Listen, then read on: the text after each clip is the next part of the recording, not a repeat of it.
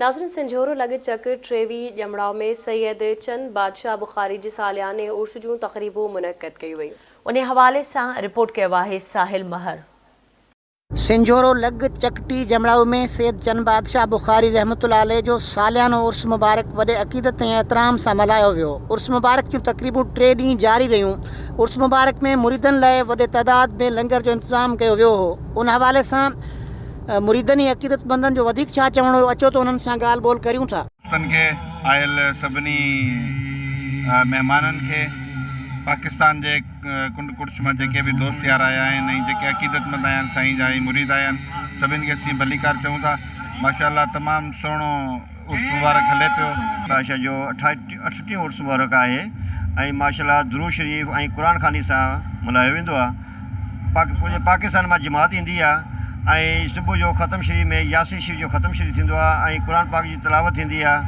पोइ उन खां पोइ जेका सभु माण्हू अचनि था ऐं पहिरें तरीक़े सां मुहबत सां जेको हुनजो उर्स साईं चंद बादशाह जो मल्हायो वञे थो। साईं चंद बादशाह जो ख़लीफ़ो मुक़दर कर थियल आया ऐं सॼे सिस्टम जो इंतिज़ाम जेको आहे हीअ साईं असां वटि हूंदो आहे, खाराइण जो ऐं माण्हुनि खे अचण महिमाननि खे इज़त ॾियण जो। साईं 3 ॾींहं लंगर हलंदो आहे ऐं पहिरें ॾींहुं जेको आहे असांजे वटि लेडीज़ जो महफ़िल थींदी आहे ऐं हुनमें सिर्फ़ु लेडीज़ ई मानी खाराईंदी आहे ऐं हुनमें क़ुरान खानी ऐं ज़िक्र वग़ैरह हलंदो आहे। मुर्शिद हज़रत सैयद चंद बादशाह रहमतुल्लाह अलैह जो सालियानो उर्स धाम धूम सां मल्हायूं पिया। लंगर जो अहतमाम थियल आहे, क़ुरान खानी थी सुबुह जो, पोइ दरबार शरीफ़ खे गुस्ल मुबारक ॾिनो वियो, हुन खां पोइ लंगर हलियो, वरी चादरूं मुबारकूं चढ़ायूं वियूं। हाणे लंगर हले पियो, अवां ॾिसी आया आहियो। और ये 3 दिन उर्स मनाया जाता है, 29, 30 और 31।